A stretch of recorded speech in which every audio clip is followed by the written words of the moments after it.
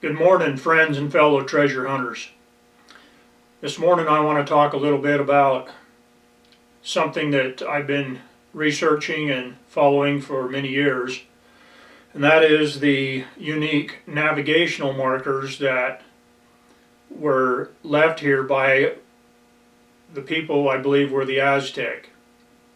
I believe that these were left when the Aztec came to this area, when their civilization was being destroyed, and Moctezuma sent his priests, several of his priests, well, there's over 100 of them, and some slaves back to the homeland to hide and to deposit some of their treasure and the things that were important to them, their records, maybe their history of their civilization. And I believe that these glyphs, the same glyphs that Freddie Crystal followed, the same glyphs that have been talked about by many different people over the years on some of the different treasure shows, and people that have investigated the things around the Kanab area have noted these mysterious and interesting petroglyphs that are found on flat surfaces, and they seem to be pointing at something and from something.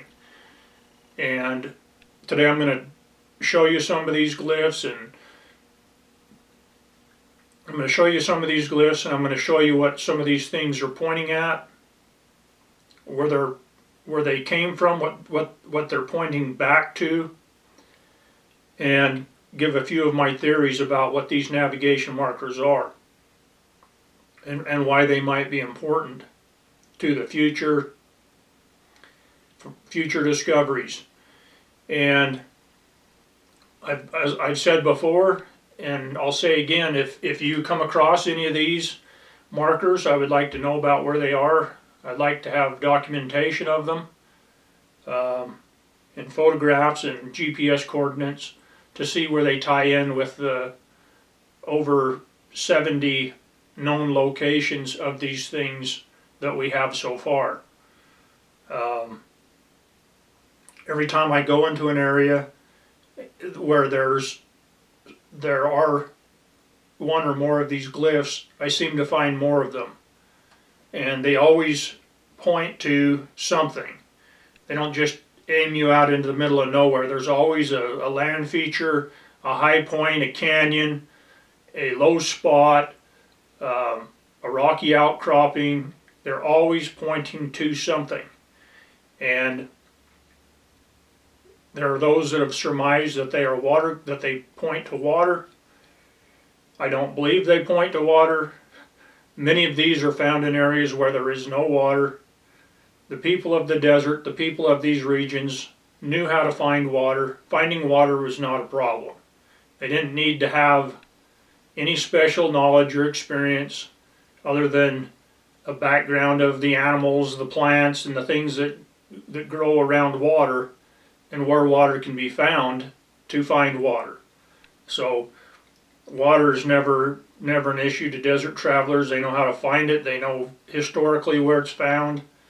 But these things were meant so that hundreds of years later, thousands of years later, the civilization could go back and retrace where they cached things, where they left things of importance. That's what these things lead to. There's no other explanation for it. So anyway, I'm going to go over some of these things today, show you some pictures, and I may do another series on them. My good friend Dan Lowe is going to send me some files and things that I don't have, and I may share some of that with you. There's many people that know where there's more of them than I do. There's guys that have been doing this longer than I have. I've been chasing them for about 15 years, and every time I go out I look for them. One interesting thing about these glyphs is I know they are tied to the clamshell map that I've talked about, because there are a couple of these key glyphs shown on the clamshell map.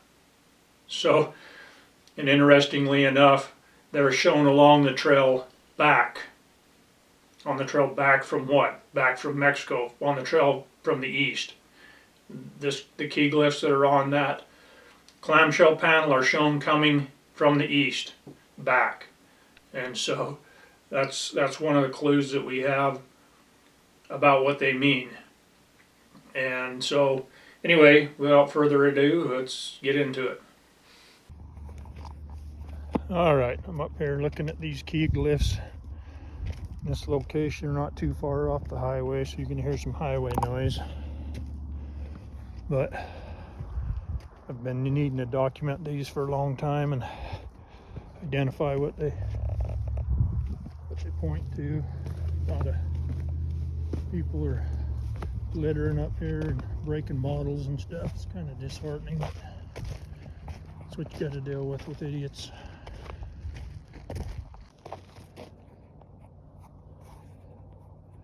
As you can see off in the distance, there's Mount Trumbull, Arizona Strip. All these key glyphs are taking you from one location to another. They're pointing at natural points in the distance. Once again, that's why I call them navigation glyphs. They look like a key, so some people call them key glyphs. But they are not water glyphs. They do not lead to water, even though some of them may be found near water. Most of them are not.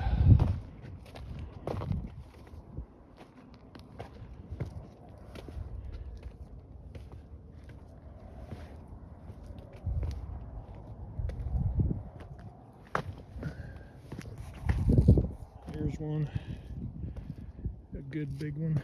Big old good one.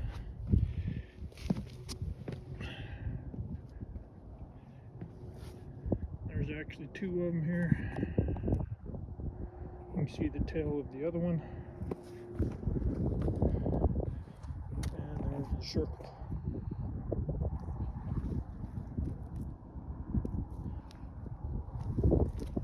This one is actually pointing at this peak right here. One of them over here is actually pointing at this peak right here, this right there. This one, if you look, it's pointing at this peak right here. There's probably another navigation glyph up there that takes you somewhere.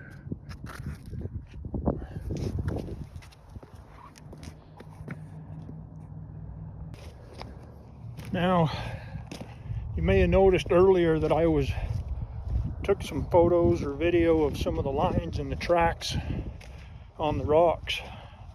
When I believe that big slick rock section there one time showed all their trails, and it showed little key areas where there's either other glyphs or where they've cached or hidden things of interest or of worth to them. And once we get the right technology into our hands, we're going to start to uncover some of this stuff and figure it out. We've got some big professional grade drones with technology we're going to put on there, some really nice cameras and some thermal imaging, as well as some GPR, hopefully. That's a ways off, but hopefully we'll get some GPR, some LiDAR on there, use some of the technology that these archaeologists and anthropologists are using to uncover the things in the jungle. It's covered with canopy of trees.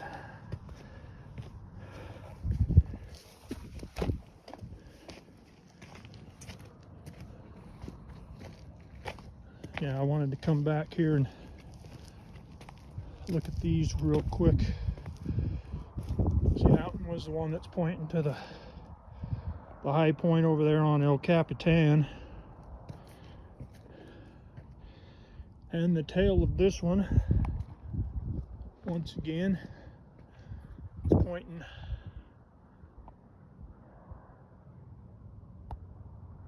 can't even zoom that well. It's pointing to about right here, that highest bump right there on the horizon.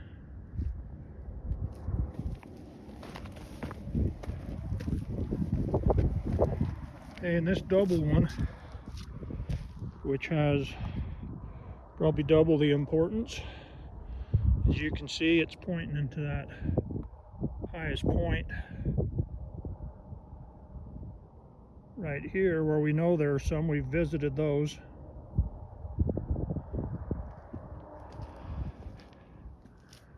The tail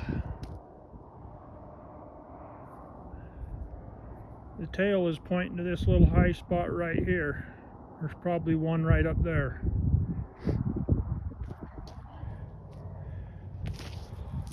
And this one, we get lined up once again, it's pointing to that elevated point right there. Pointing right there, and there's one there. We know that one's there. That's on Little Creek. We've been to that one.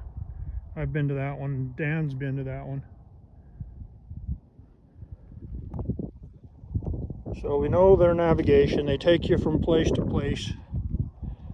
I think they're also informational.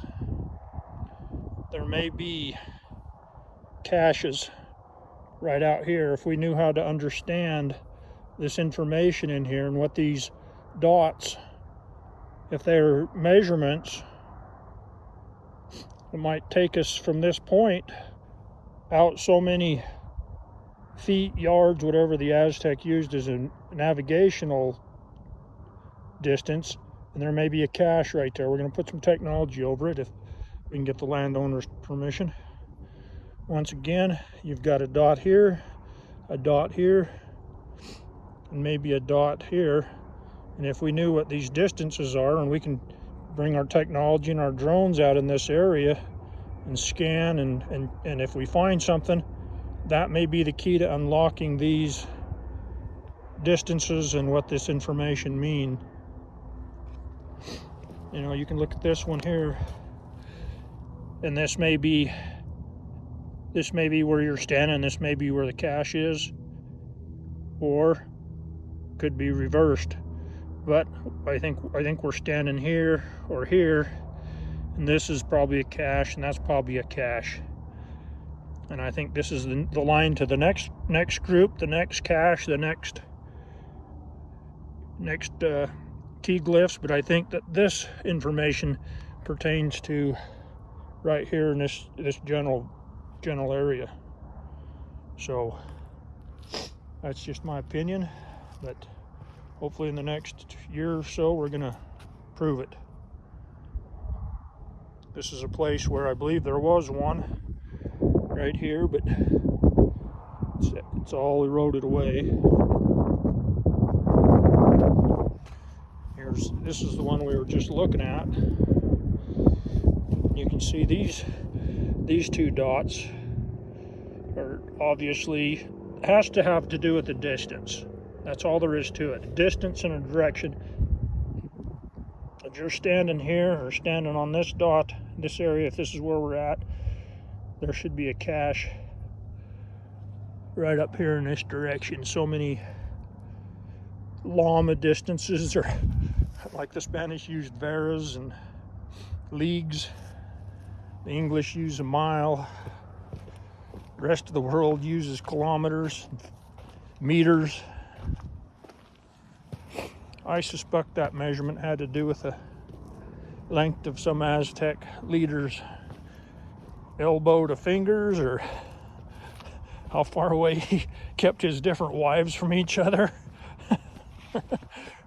or something like that. Anyway, that's my take on key glyphs for today.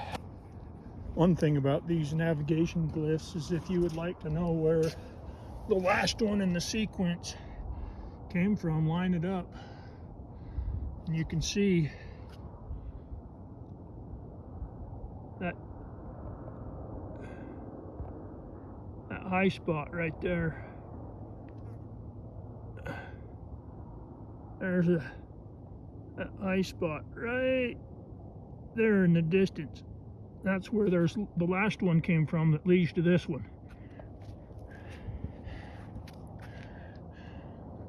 If you line this one up in the distance, there's another peak that you can see. Let's see if I can get this one lined up. This is harder.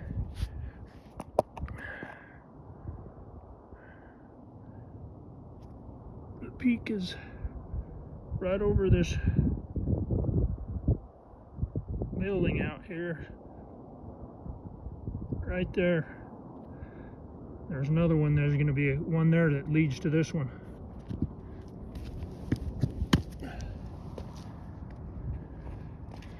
So if you want to know where they're going, you go towards where the circle, the head of the circle's pointing. If you want to know where they came from, you look at where the tail's pointing. And I can guarantee you there'll be another one on that last point of interest, that visible point.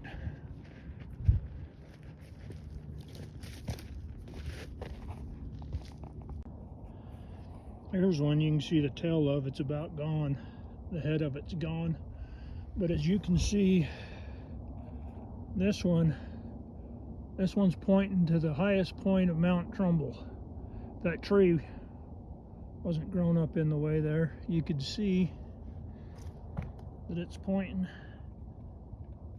the highest point, Trumbull right there, off in the distance. So there's going to be one there, something of interest it's pointing to. If we look behind us to see, well, this one may actually be coming from the Pine Valley and pointing this way. I can see the circle on this side. I think if we go in this direction, this tree's grown up here in the way, but if we come right here, we can see this little tree here.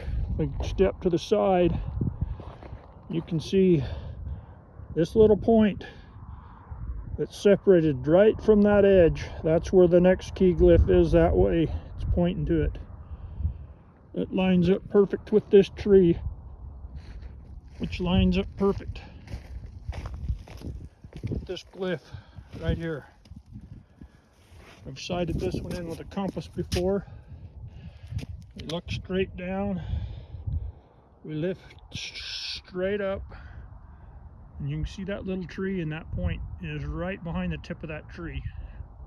We just step to the side just a little bit, you can see it. That's where the next one is at. That's how you navigate with these navigation glyphs, these key glyphs.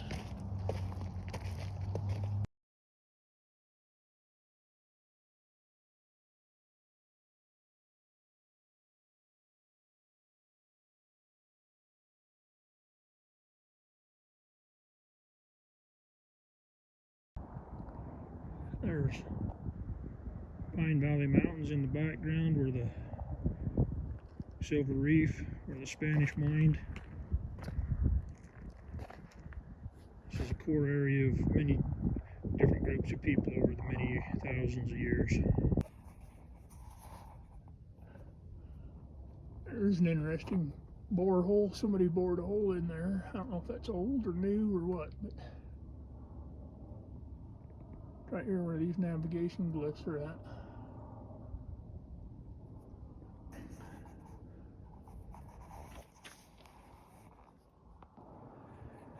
Okay, here's actually a Aztec sun. It's got the rays coming out. In the Aztec, this means gold. It also has to do with the sun. So it could have to do with the navigation glyphs in nature, but I also believe it has to do with the cache. I believe there is a gold cache nearby these navigation glyphs. I believe that's why we were taken to this area. Now you can see that this is a Spanish navigational tool that the Spanish used. It's called the Rule of Martoloio.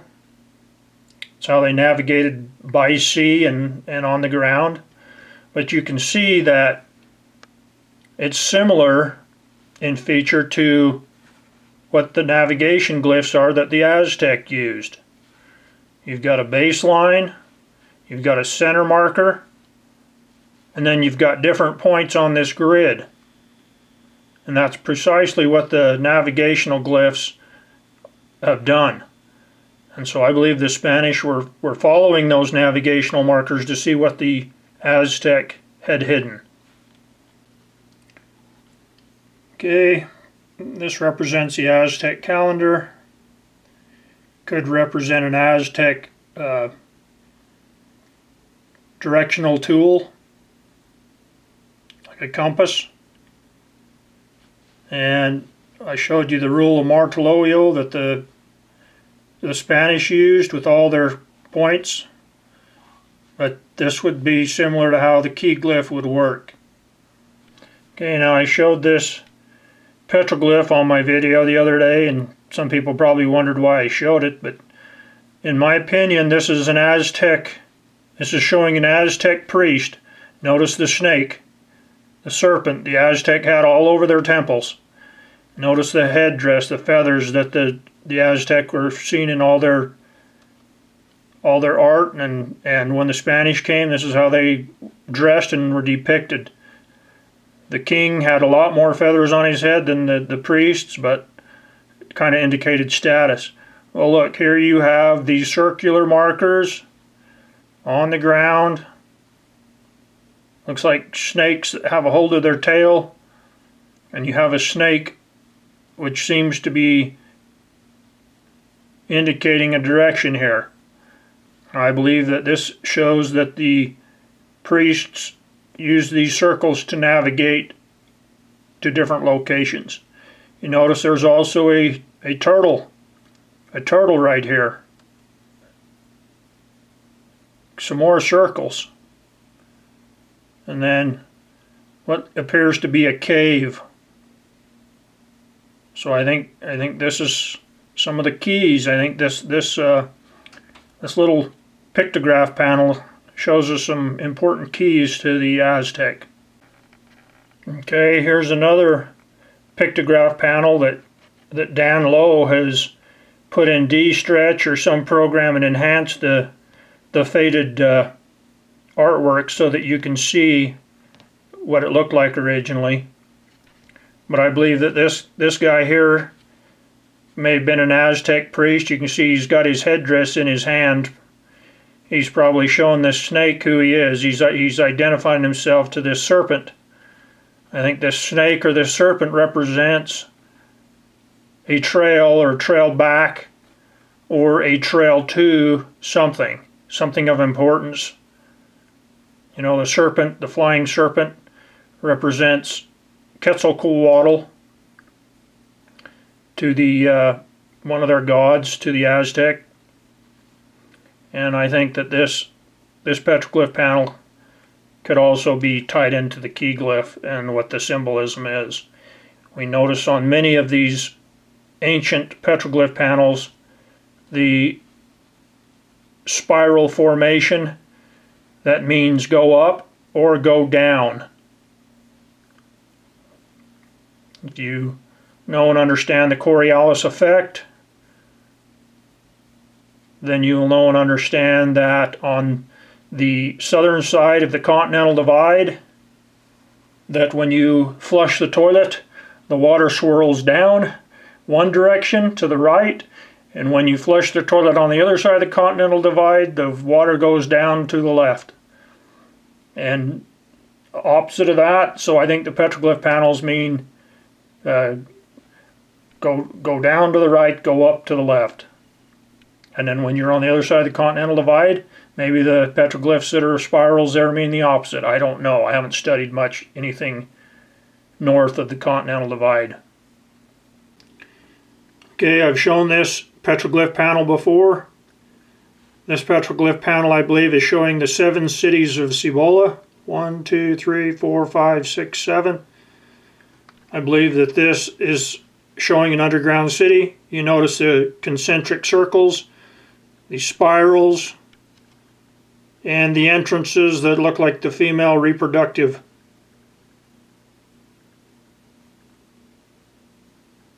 All the same type of formation, same symbolism as on the Aztec motif.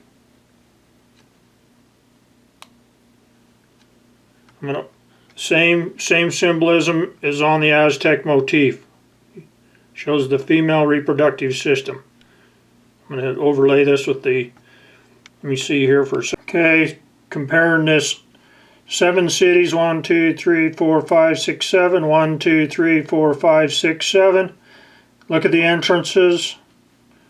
These entrances shaped like the female reproductive organ, the vulva. You got the footprints coming in, coming out, the emergence, and you have the 7 cities and some other features. 1, 2, 3, 4, 5, 6, 7. You've got some other features in here too, but to me this is the Aztec emergence story on a stone map. Okay, here's another example of the spiral. You can see that the spiral is telling you to go up. And if we look at the rock incorporation, we see this rock shape right here. It's obviously either indicating this peak and that, or most likely I think it matches better this one right here. I'd have to get to that location again and line it up. It may have something to do with the sun, the solstice, the way the sun shines, that may line these 2 points up. But this is indicating if you go up here, there's more information up on this point, or up here in this saddle. Up here in this point. I had my camera pointing too low, but this is telling you that this information, there's more information here to go up and look in this area. There's more information. There might be something hidden there. There may be a destination. Could be a cave. Could be something of importance up there. But this is indicating to go up and search in this area.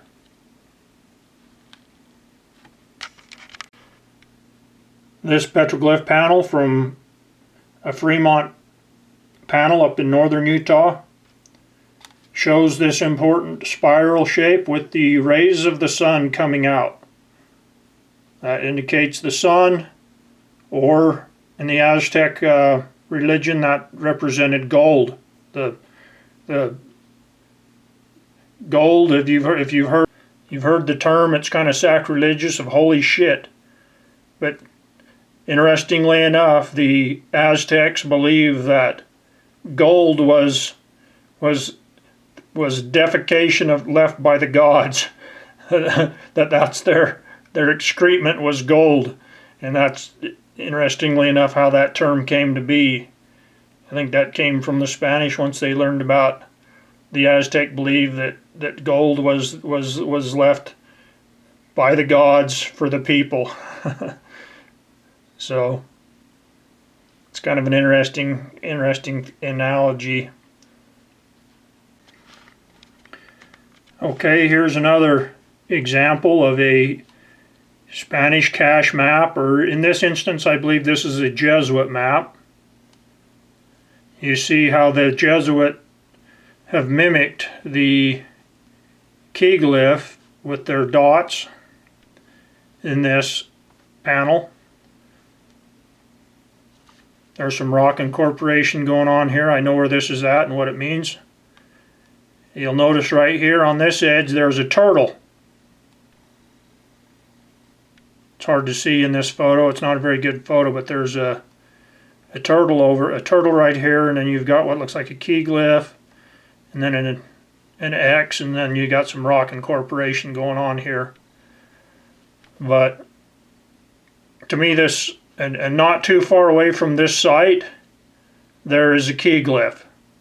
So this is the third location that I know of that not within less than 100 yards away from 3 different key glyph locations I have found Spanish cache maps, stone maps or information, whether or not this is talking about locations that they found cached Aztec treasure, or whether this indicates their own treasure that they've cached in these areas remains to be seen. But we have good reason to believe that there are caches associated with these navigation glyphs as well as with the Spanish maps. And many times the Spanish would take native glyphs and things and use them in their own treasure maps. Okay, here's another look at the clamshell map. You can see the 3 lakes region right here. This is where the canyon comes down, comes into the old Kanab Lake, where the old Kanab Lake used to be. You can see spirals, this area. And you can see things that indicate royalty. This feature right here you can find in the Nazca geoglyphs down in Peru. The same feature that's carved into this stone map. Several of these little features on here. This guy right here, up here, and this feature right here, and some of the birds and monkeys and things on this map can be found in the Nazca glyphs down in Peru.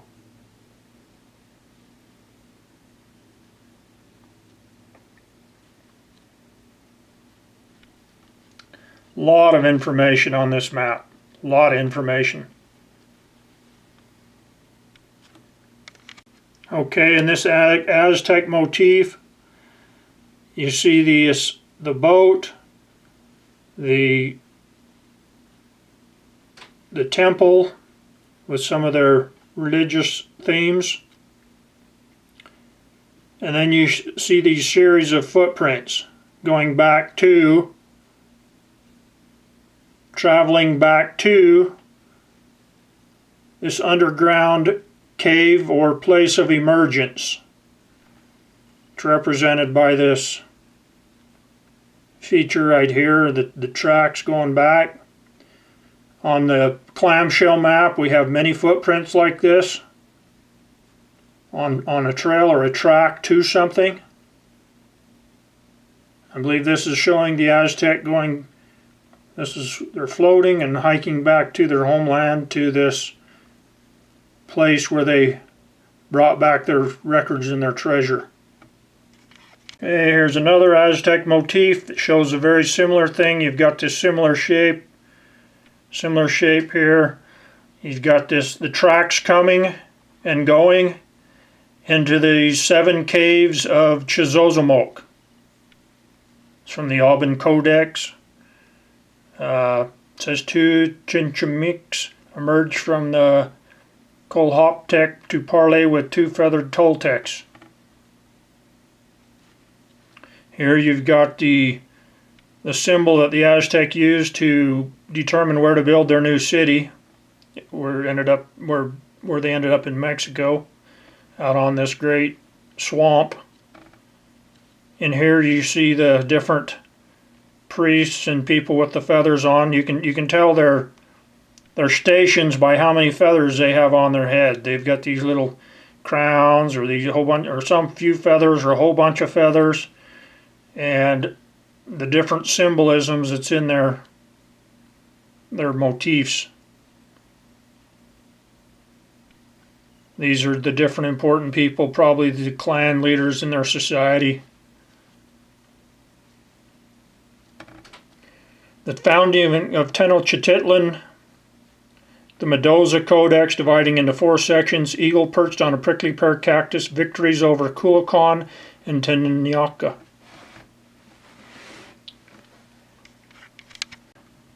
Okay, this is the key glyph that Dan has put together, and you'll notice the footprints.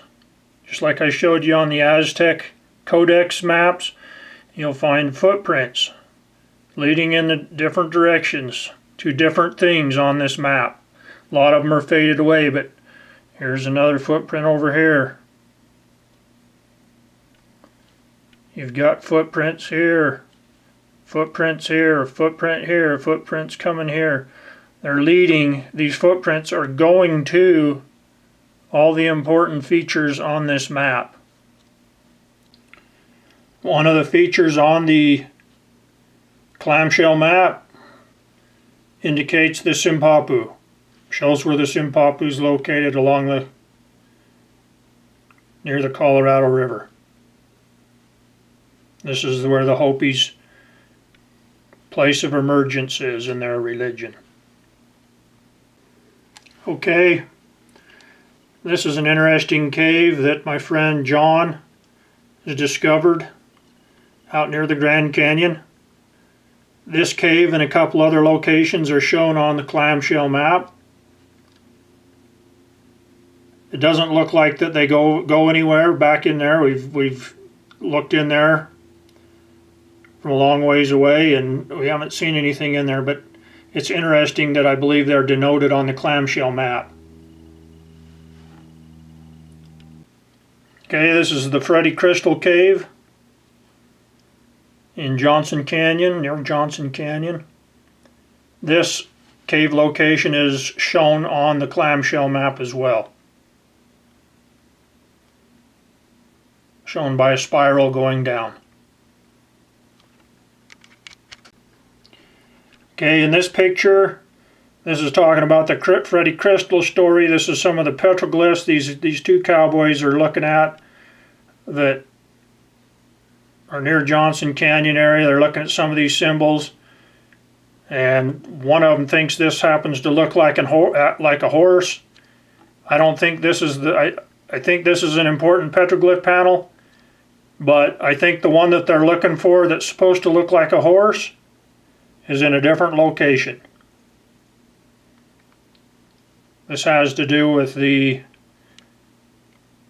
family that came up to Johnson Canyon looking for a horse petroglyph. I don't think they ever found it, but I think I know where it is. I think I'm the one that found it. Okay, the Dillman family came up from New Mexico or Arizona, southern Arizona. I'm not sure where they came from, but they're following this information they said that they had found on the Peralta stones. They're trying to find a horse petroglyph. You can see the Peralta horse petroglyph, and the heart, some of the other information here. I think this is the horse petroglyph they're looking for.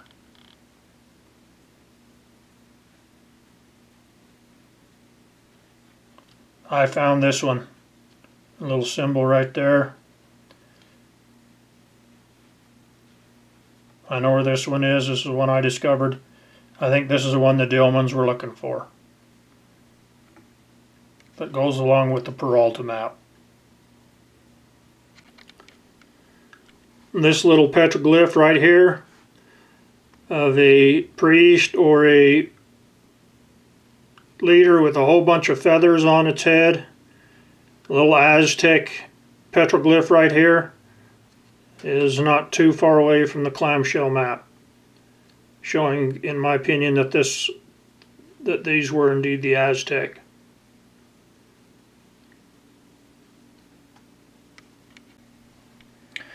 Okay, this is an interesting panel over near the town of Escalante, Utah. It's kind of a well-known panel. There's some graffiti on it, unfortunately. But this is kind of a prayer. You see some symbolism that I see commonly in other petroglyph panels. You see God of rain. You see the rain here. This is probably the signature of the person that made the panel. This looks like Kokopelli. He's got his flute here, his third leg. Kokopelli often has. And you have this family circle with all this whole family. You see children and adults holding hands in a circle. I believe this is a prayer for rain or a prayer for prosperity. But here we see this line of footprints, this trail, people's feet on it, going on a trail, and we see these caves, these features that I've heard people say, oh, that could be a rainbow. This one possibly could be a rainbow, I guess, associated with this rain, but you'd think they would have it over here. But I think this is associated with the coming out from a cave or an entrance, an underground entrance.